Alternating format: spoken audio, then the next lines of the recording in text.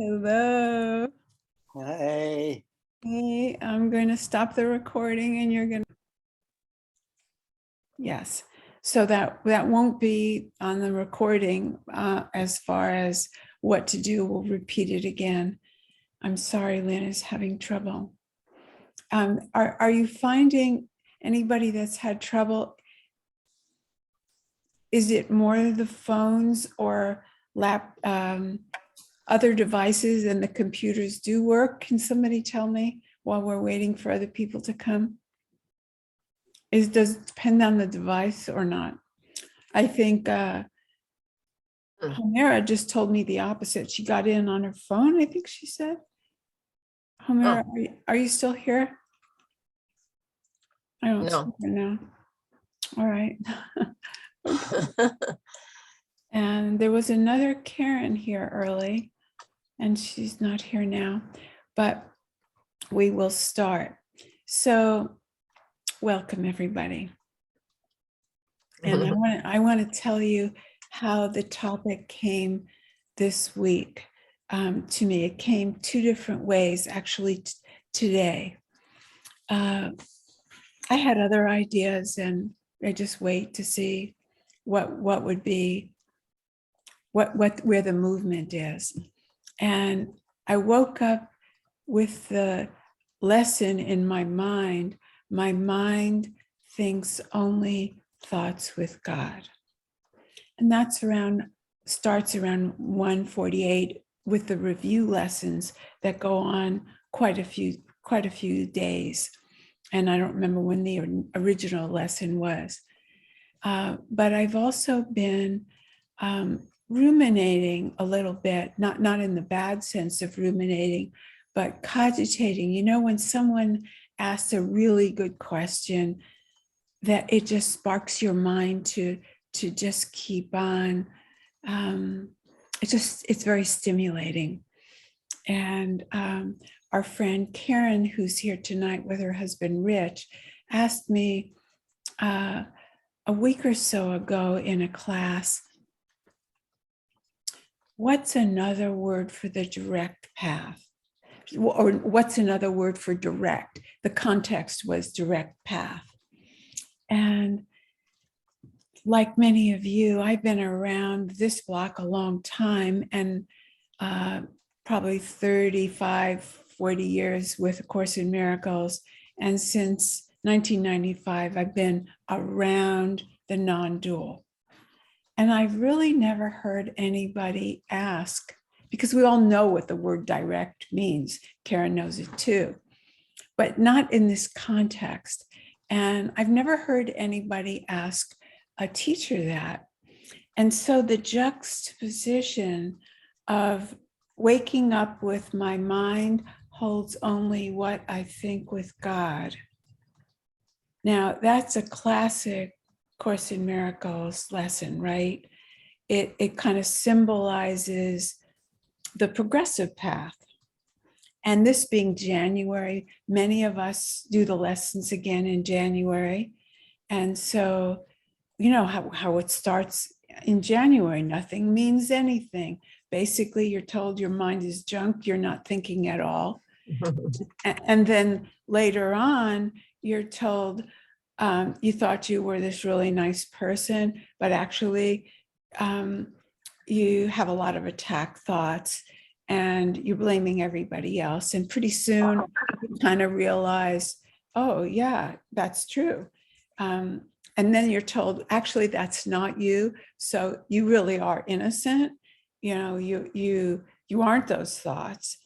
And so it was interesting to have that question about the direct path, because that's kind of the opposite.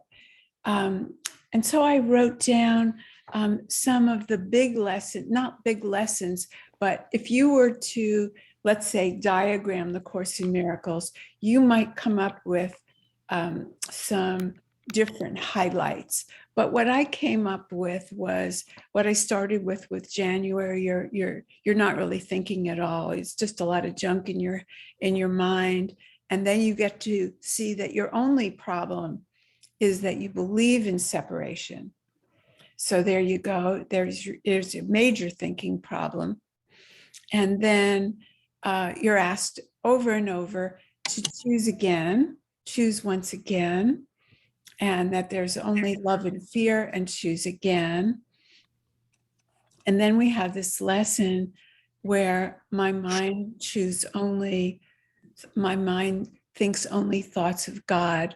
And so you're overcoming your other thoughts. And by the way, these are steps, and I needed these steps. I am not being derogatory toward these steps. These steps, the course doesn't call it steps, but to me, they are steps, because you become a kinder person as we start noticing all these attack thoughts. And as we do the forgiveness work, it changes everything. And there are some things in there that I never understood. Not 25 years, not 30 years, like you were never born and you never died. You're never going to die. That one was like, okay, I can't fight you on that, but I can't say it's mine. I can't say I own that, because I don't really know what that means. Come to find out, what that really means is you're not a person.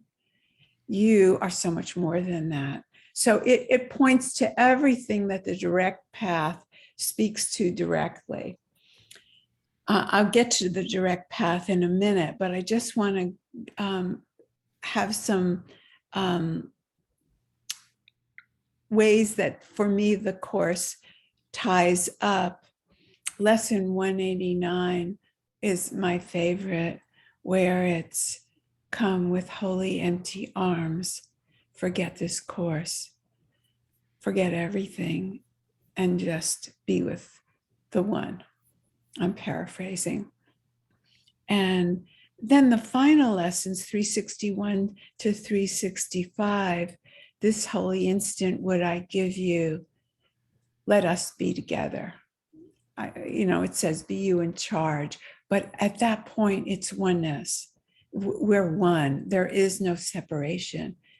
So it's, I will follow our path. I will just follow the prompts. We will be one. That's what the 361 to 365 means to me. But those are a lot of steps, and it's a lot of work. The direct path has the biggest difference to me is non-duality, especially if it comes from Advaita. Somebody's typing. I'm going to mute you if I can figure out who that is. If it comes from Advaita Vedanta, we don't work with the mind.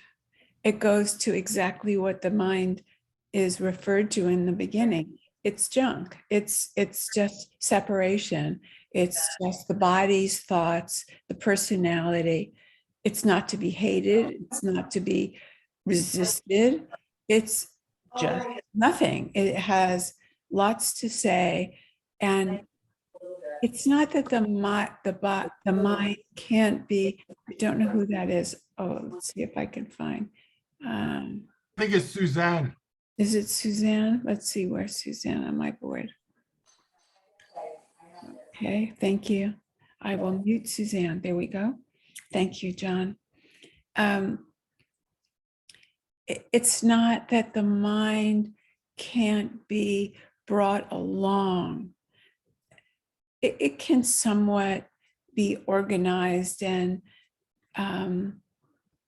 but the mind won't be what gets awakened. The mind, it's like the body is not going to be awakened. The body is just the body.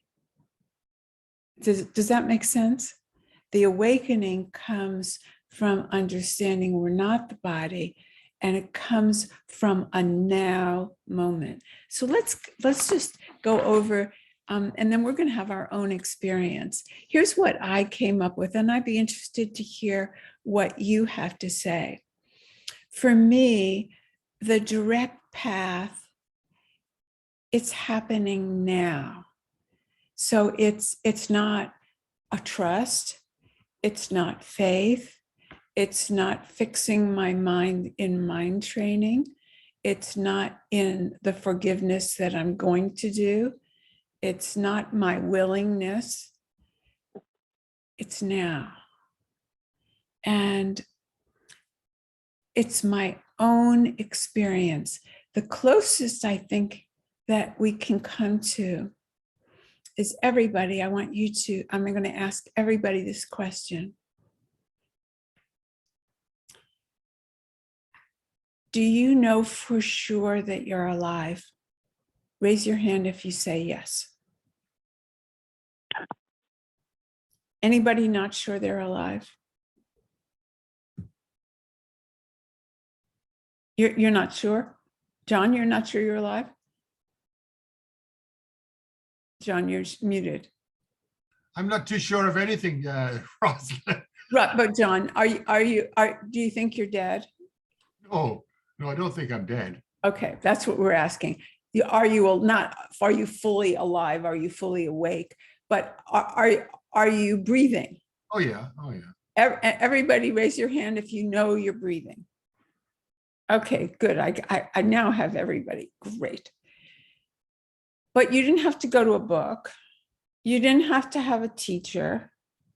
You don't have to have trust. You don't have to have faith. You don't have to have willingness. You know it. But you really can't explain how you know it. Yeah, you could say I could feel my pulse, but you knew it before you could feel your pulse, right? Are you with me? It's a knowing that's a direct experience. And that is really the best answer to that, I think, to that question of what's another word for direct? Because I don't think we have a better word. Does anybody have a better word? Rafi? The word ultimate comes to me all the time. Ultimate truth. But is that the same as direct? That is For true. me it is. Yeah, for me For it is. you it is. Okay, that's good. So here are some other synonyms. Because not the one thing about that word that I would say is not everybody in the room could raise their hand the way they could, that they knew they were breathing. Knowing that you are alive is the closest to defining. Now, I agree with you, ultimate is gorgeous and it's your own. That's another connection that's not steps. When I think of the direct path, I'm comparing it to the progressive path, which for me is many steps. We needed them. I needed them. Most of us couldn't have gone straight to the non-dual. Like, what? Not even a person? What? What is it that I'm going to experience now directly? What? I was too much into craziness in my mind. That things had not calmed down. But here's some other words. Having your own proof and your own experience. Because when we have a teacher, when we have a book, no matter how good the book is, the text, the Course in Miracles, the Bible, you're still relying on somebody else's words and authority. We're making it our own. We're in an attempt to make it our own, but that's a process. Direct path is not a process. I think that's important. We have our own verification, our own confirmation. One of the big differences to me is there's an inner authority. Nobody else is the authority to your being alive, that you're breathing, but you, right? I mean, we're not asking anybody else. You are the authority of your knowing. And somehow when we get into other just as vital subjects, like who are we, what are we. We're sort of giving away our authority, our knowing. We're asking. Good to ask, but also good to find the answers and claim them. I know I say this a lot, claim them as your experience when you get them.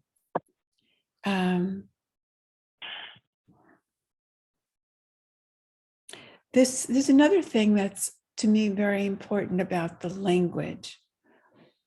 For me, when people are established in the non-dual, they say something like anger happened.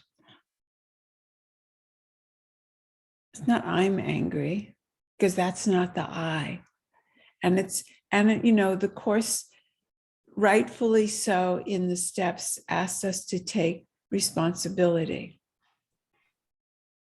And that's very important when we're working with the ego. There used to be an expression in psychology, Rich will remember this. I don't think they say it anymore. Maybe they do. That they referred to the observant, what was it? The observant, self-observing ego.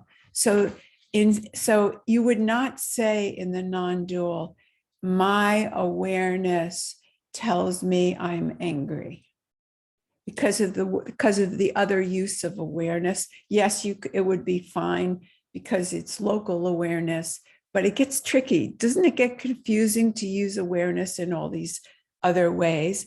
But the self-observing ego, because if you're angry and you're in a tussle, it probably involves the ego. So self-observing. Anyway, I was saying about the tense.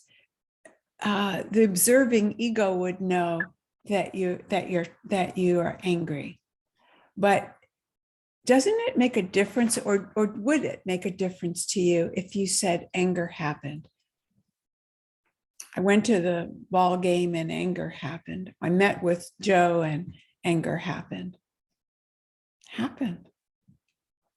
It came and it went. It's using language a little bit differently.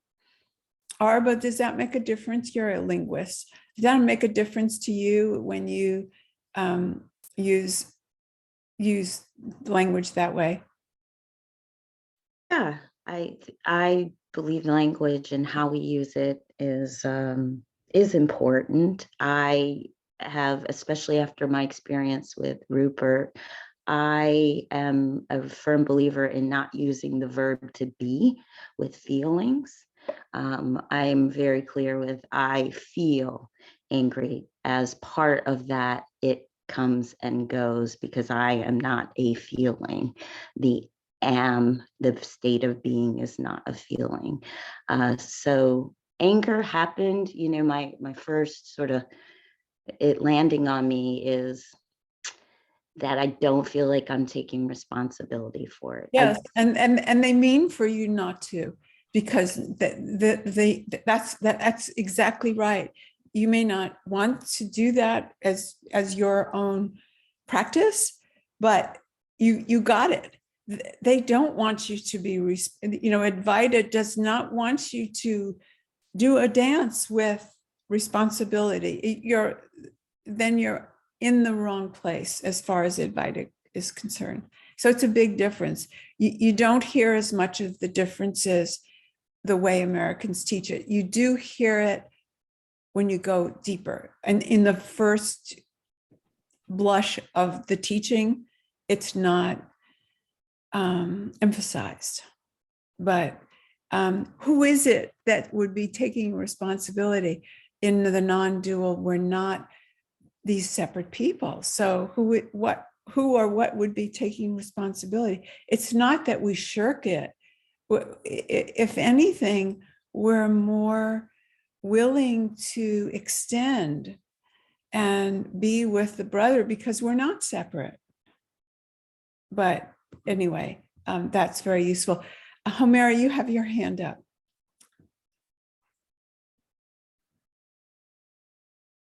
So just so I can understand what you're saying, Rosalind. So you're saying, like in the Course in Miracles, even though it's a non-dual teaching, it starts out with a progressive path where there's the I and the Holy Spirit and there's God.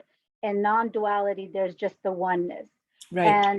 And you're saying that when the Course says, I am responsible for everything, that non-duality would not even touch that, because who is the I that's responsible? That's part of the duality, if you will. Exactly. Okay. Exactly.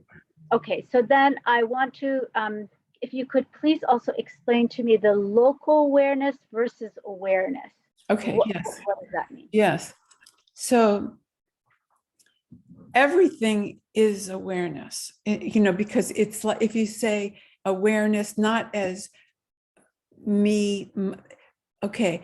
The English language, before when we're not talking about non-duality, we use awareness as like thinking. I'm aware of this, like my mind, as though it's located in your mind. That's the way awareness would have been described.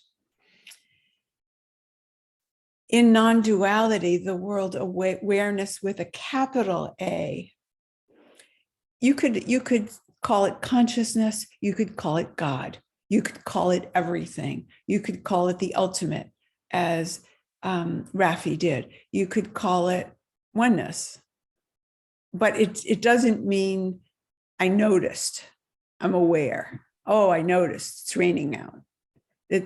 So local awareness would be, oh my God, I was attacking that person in my thinking. So now it's my personality looking locally, looking at the person, noticing. So it's not the expanded awareness, it's the local, meaning the person located in a person. And it's going to have judgment. It's going to be closer to the personality. So it's still going to have opinions. That was good. Oh, that was really good. You did a great job in there. Yay, you're doing better. That's the same as, oh God, what you just did, So is that like the watcher or the witness of Yeah, my it's the observer, but it's with an opinion. And it's think of local as close to the personality, close to the person. And we're not that interested in that in the non-dual. and experience? How do you go from local awareness to that capital awareness that you're talking about? Okay, let's do it now. Unless someone else has a question, let's do it now. Yes, John. I just want to backtrack about that direct thing, because I looked that up in my dictionary, Mhm. and another word I found was straight. Mhm. So, Yes, beautiful. that kind of fits with me, because it's like, like the biblical stuff, straight and narrow and stuff like that. But it also speaks to my mind about what Araba was saying, like taking responsibility. I'm going around the mountain and dropping bundles, owning stuff. But but I'm also going to the same point, to the top of the mountain. But the straight way is, I don't need to do that. I don't have no concern about that. I just identify with it, with what's at the top of the mountain. And I think that's what Homera was talking about. But it's an identity, it's where I identify with myself on this path, or which path I'm on. And that's a matter of choice. Anyway, I just want to throw that in the Yeah, straight is wonderful. Yeah, no steps, direct, straight. Yes. So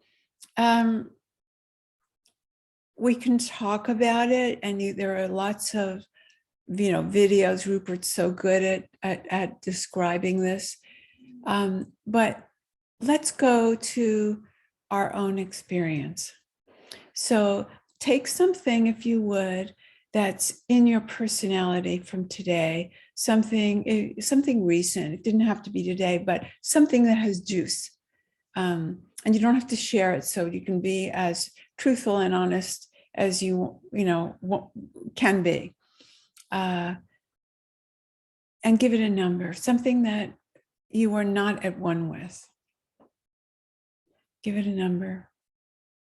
Everybody have something already? Anybody not have something? Okay, so we're going to park it inside our minds where we have believed we were located in the past. We've thought of ourselves as bodies and inside a mind. And just for right now, if you would look away from your computer screen and maybe even consider, if it isn't too stressful, keeping your eyes open. But that's why I'm going to ask you to look away from your screen and take a deep breath. And now, with very soft eyes, allow the room to hold you.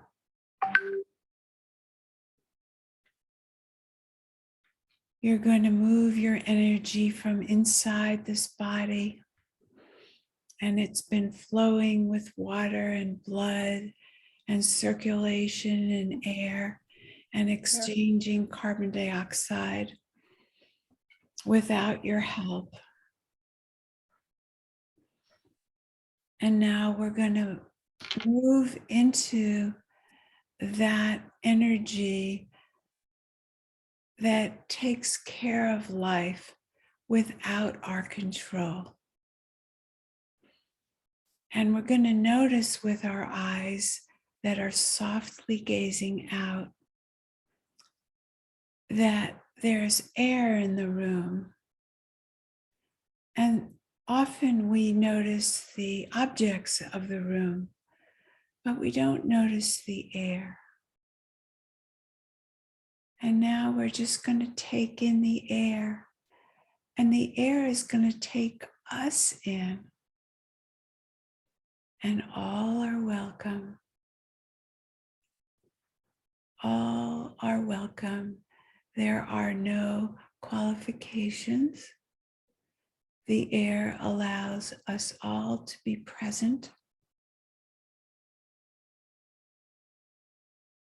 And we're going to take that welcoming in even more deeply than we ever have.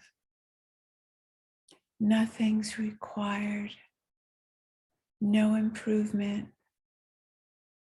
There's no doing. All is allowed. And now we're going to take our energy and move out from the room that we're in and move out into the darkness if it's dark where you are. Move out into the night. Maybe there are stars, maybe there aren't. The galaxy and the sun and the moon may be seen at certain times and other times not. But all are there, all are welcome.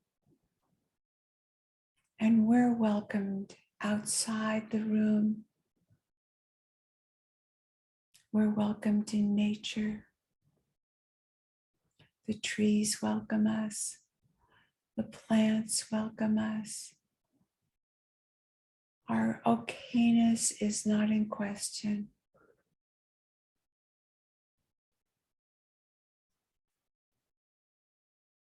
And we're just going to take a moment to take that in. That okayness, that expansiveness that's part of the trees, part of the plants, exchanges oxygen with carbon dioxide without our control. We take in how welcome we are.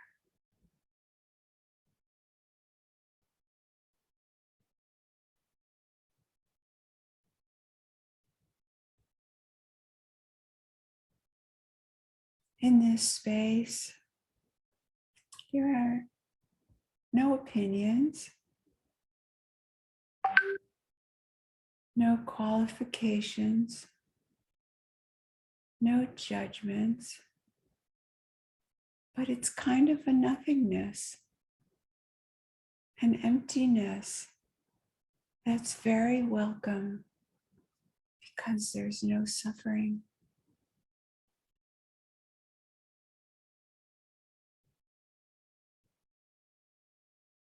And if by chance you've popped back into your personality, no problem. It's easy to pop out again and join us in the expansiveness that's always there. And it's always in the now.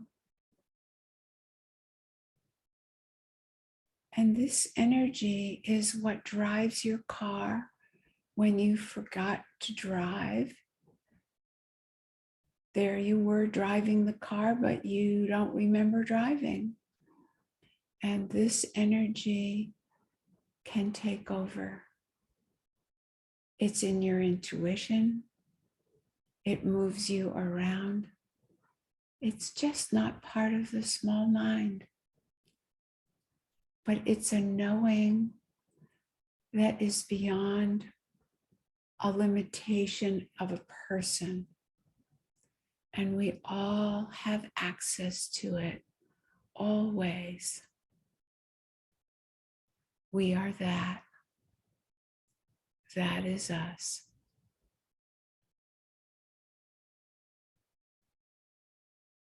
But not the us of a person. The gifts of this is that we don't have to take things personally anymore.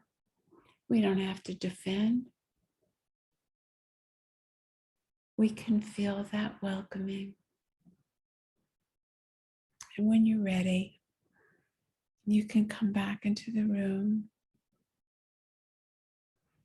and take a little visit back to that thing that disturbed you. And see what the number might be.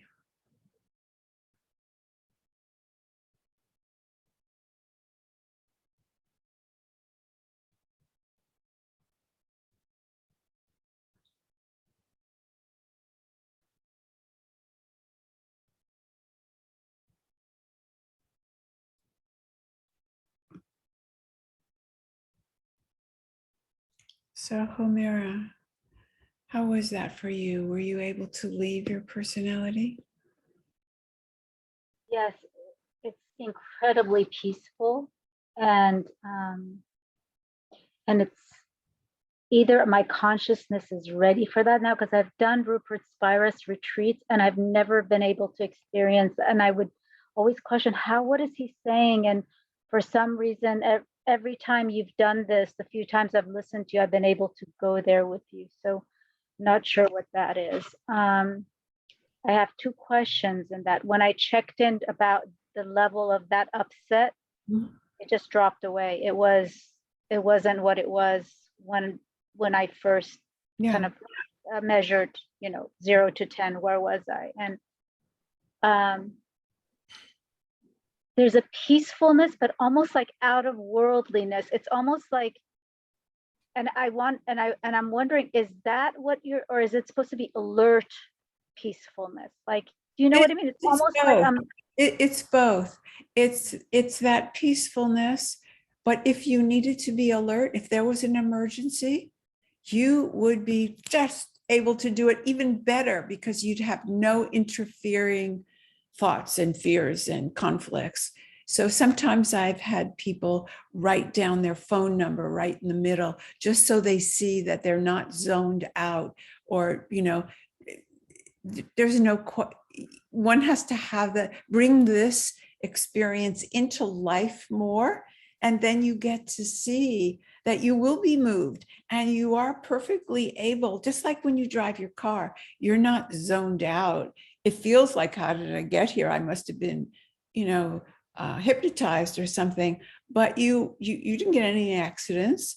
And if somebody stopped short, you would have been able to do exactly what you needed to do. But you're just not held down by that small chatter that goes on. Oh, no, never stops. When you say bring more of this into your I'm daily sorry, I'm life, not hearing you. What was that? when you say bring more of this into your daily life, Mm-hmm. and I heard you say that you can't in one of your previous talks, you can't live in this place because you said you need to be in a psychiatric ward if you were Well, in this place all the time. if you can't, no, yeah, what I said half jokingly, not fully jokingly, if you have to be able to traverse this world that calls you a name, that calls you a person, that when you go to the motor vehicle bureau, you bring your license, you do all the things you have to do. You either take your COVID vaccine or you don't, but you have to be able to decide. So you don't want to picture a zoned out state. You want to picture, I think of it as traversing. I've not heard Rupert say that. Not Jean Klein hasn't said that. Francis Lucille hasn't said that. But to me, it's the word that everybody uses is be established. So the more you're established in this, it just seeps over when you don't need to respond as Homera or take responsibility for your taxes. Of course, you're going to pay your taxes or you'll go to jail. You still take responsibility, but it's not that other blame, shame. Oh my God, like just how can I redo this and so on. You know the difference. Thank you so much. That's very helpful. Thank you. Were those the two questions? Are they both? Yeah. Yeah. Anybody else have a question? Yeah, I just like to say that I had an issue with Katie and it was the number 10, and at the end of it, it was a 4. So I'm quite happy about that. So a result of that. And but I kind of think that this is what you call established. It's kind of given my life over to be run by spirit. I'm still there, but it's spirit. I'm allowing spirit to do the handiwork for me. That's what my language would be. Yes. And the only thing about that, and it's fine, it's great. The experience is the same of when you're allowing the movement to take over. But is it two? Is it you and spirit, or is it you are what spirit is? No, the spirit is running the show, not me. I have given direction to the So spirit. it's two. It's two, and that's the difference there with the non-duality. They are comfortable saying, I am what awareness is. I am consciousness. I am God. There is just the one. So it's really taking that last barrier down of two. I'm only, trying to be clear about the distinctions between the two. And it's not a place to push oneself, and it's not a place to be wrong or right. It's just, it is useful to see wherever two appears, to notice it. Just bring awareness. Don't try to be, that's all I have done. And I'll tell you about that. For a little while, I became irritable every time I heard two. And I thought, well, this isn't great. Like every time someone was speaking as two, there was like a little irritation. But then one day that just left. There was, I just needed, I guess, to get more established as one. And so that I needed that irritation so that I would hear it in myself. Unfortunately, I was hearing it in everybody. I would have liked to just hear it in myself and then go, oh, that was two. Let's go to one, whatever. But it was just a little bit humorous. And I think that's what they mean by established, is that more and more time in this allows it to take over. I didn't do anything to stop that irritation. It was right in the beginning when I first went to a Rupert retreat.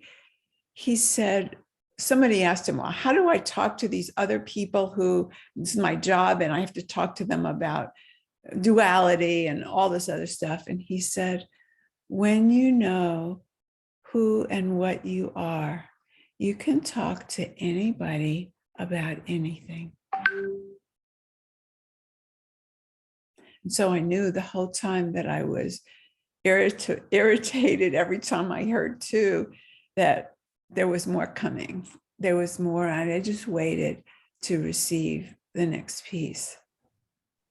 But before there's a two, before there's a one, there had to be a two, right? You had to identify that there was two. Yeah. So, yeah. And I think you have to find your way to spirit first. That's what I agree. And that's why I'm so appreciative of the course, because I couldn't have gotten there.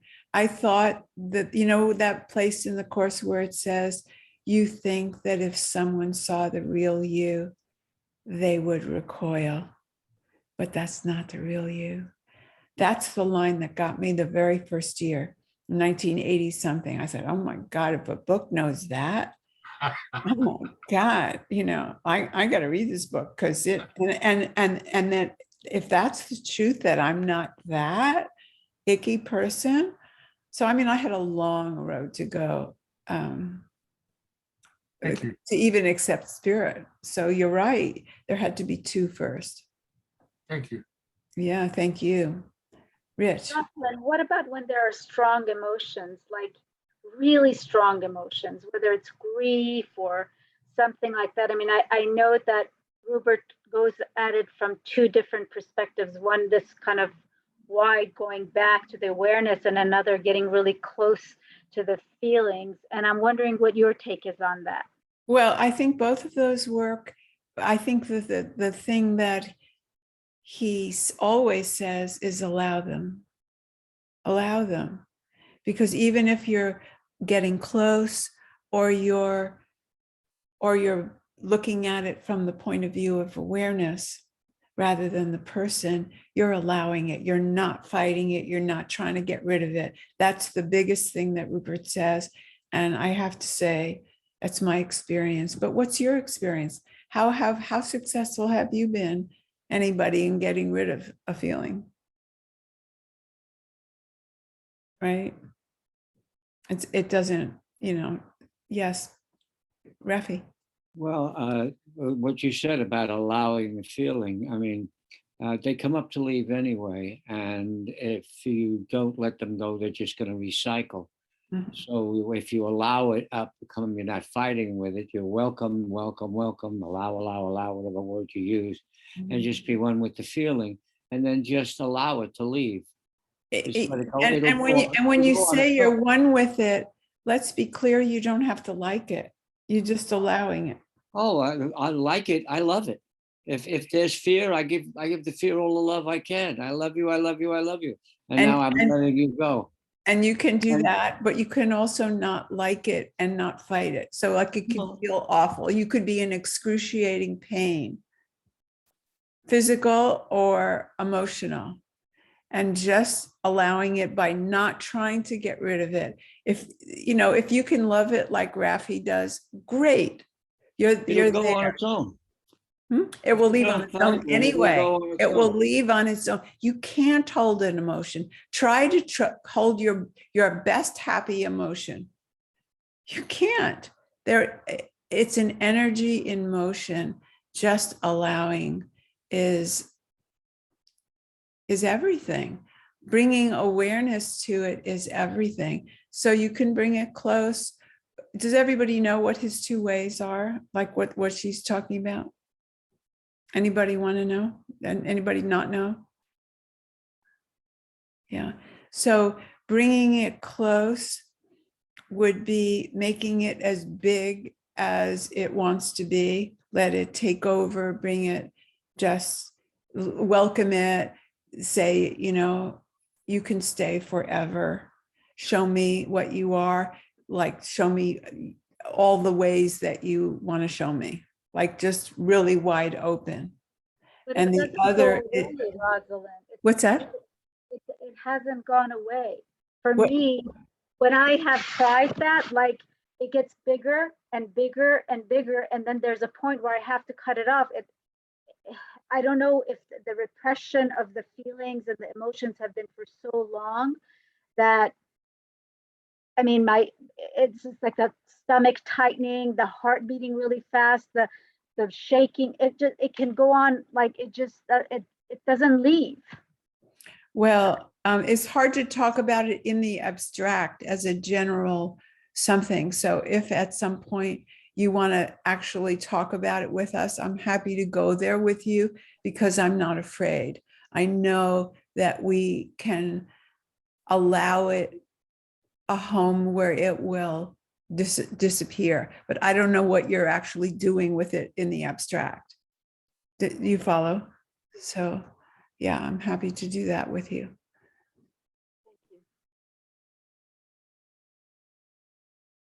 So the one is you bring it in and you allow it to show you everything it has to show you and bring it close. And the other is to look at it from awareness, from that place that we just went, where we are not the person, but we are consciousness, and we're awake and we're looking at it from there. But both of them are really just allowing and not trying to get rid of it. That's what we all do. It's just a human thing to do, and it doesn't work because, you know, as Rafi said. Anybody else? Are you complete, Homer, for now?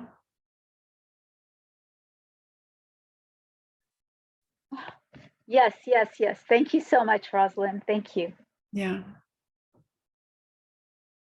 How was that? Was anybody not able to go there because of any reason? Did anybody not have a direct experience of a little more peace with their issue? Rich. Yeah, let me ask you I'll share my experience and we can go from there. My experience is, I had a particular person that I had some negative feeling about and hooked with or whatever. And so when I do that exercise, I go inside myself, I go to a different place, it's gone. Okay. That's fine. I'm peaceful. I feel good. I know how to get there. Then we come back. And if I then allow myself to focus on that person, it's still there. That feeling is still there. So I guess that's kind of my question. I mean, that's not hard to. Okay. In a common vernacular, would say, take my mind off it. No, and yeah, my right. mind back to it. Yeah, I see where you are. So I believe your question is, how has that helped if I just took my mind off it and it got better? That is not useful. And I agree with you. Unless you, I think it's useful in the short term. I mean, Yeah. it's very helpful to get relief, but it's not curative. It's not. Well, it could be.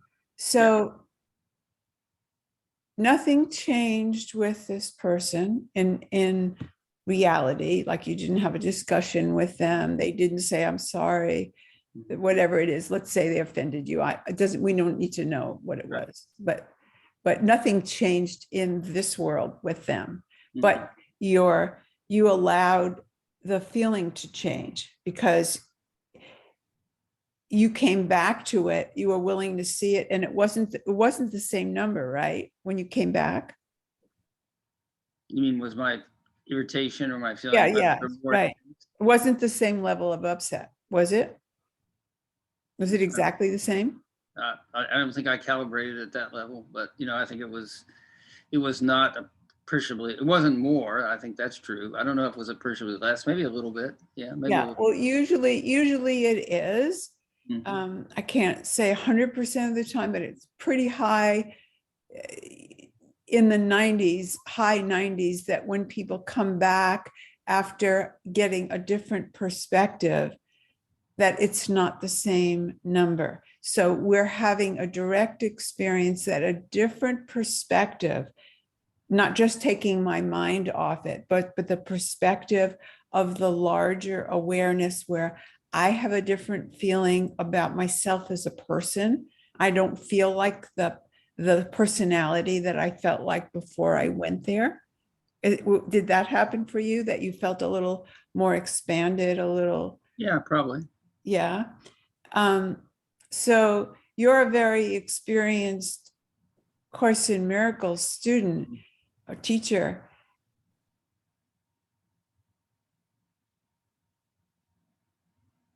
You froze You me. can welcome that shift Hmm.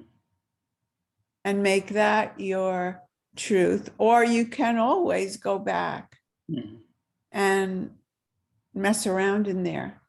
Well, I think it's a comforting, nurturing experience to know that that space is possible, that Mhm. that space, you know, there's certain drug experience where you can have the same thing. I know people are talking more and more about using this therapeutically. And it is it is to learn the path to get there. But Mhm. once you can go there, that's really good. And can you stay there in other situations? That's Yes, well, I think that's what being established means, and a little more that going back and now bringing some of the ideas back with you as yours, not as from what Rupert said or what the Course says, but what if I'm not really a person? What if I am this awareness, this energy, that's the truth? Really claiming that. What would that mean in my application of this to that person that disturbed me? Do you know what I mean? Asking your mind to bring it in more, not just say, oh, I took my mind off that, and it's either back or it isn't. But working with your mind, saying, this was my experience. If I could change or if the level changed just by my resting in awareness, just by my dropping back into this place that's always there. And it doesn't take all my words, it just takes the remembrance of that space. yeah, I get that. I know that. Yeah, you know that. I mean, I'm talking to somebody very experienced. So I guess I would almost use the Course's place of, you can choose to have that make a difference, or you can choose to stimulate it and go back to, Okay, that's helpful. yeah.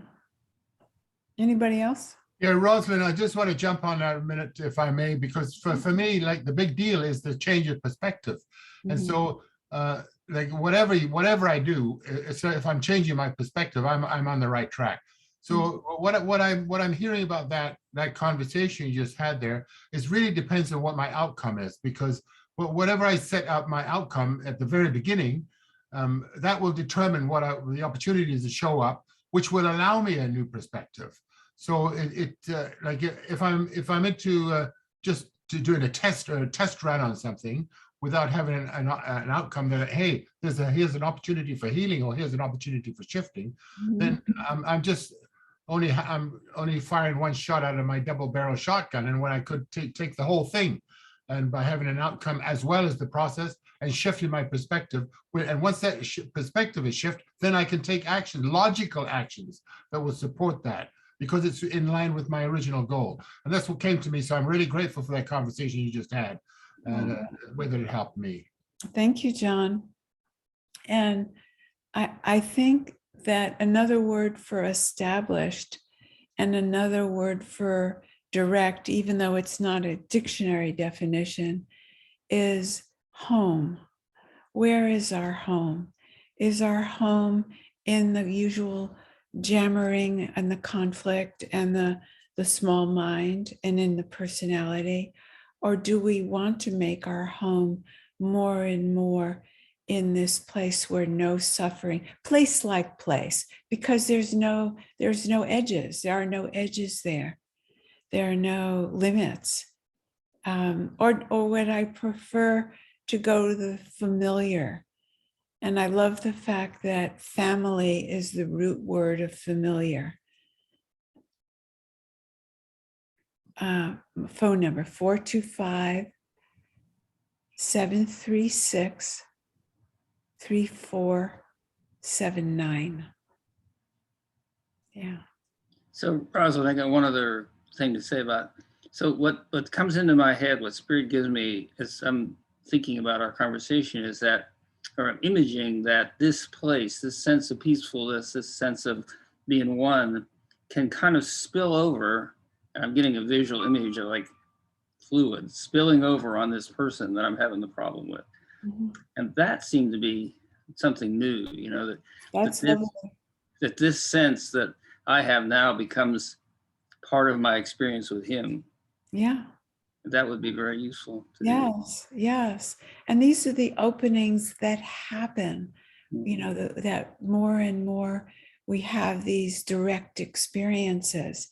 That's yours. That was different than mine. That was different than John's, different than, you know, that's another definition of direct, is that it's our own, not the person, but do you see what I mean? It's not owned by anyone, but we have these, it's not a cookie cutter. We don't all just go exactly the same route.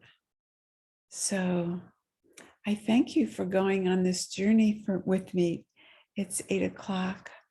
And Also, Rosalind, I think what we just pointed out, that opening is an opportunity that was delivered as a result of that experience and the outcome of looking for healing. That opening was an opportunity.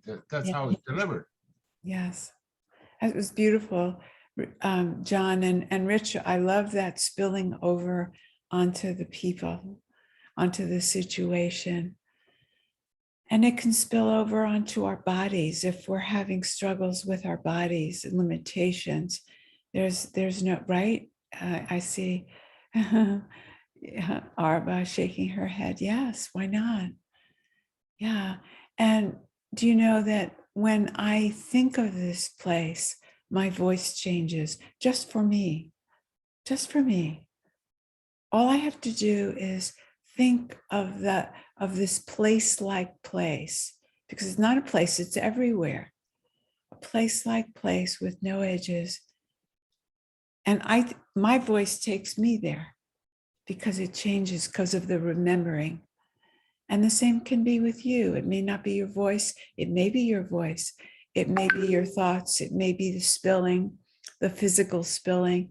Who knows? But come back and tell us what happens with you. I'd love to hear.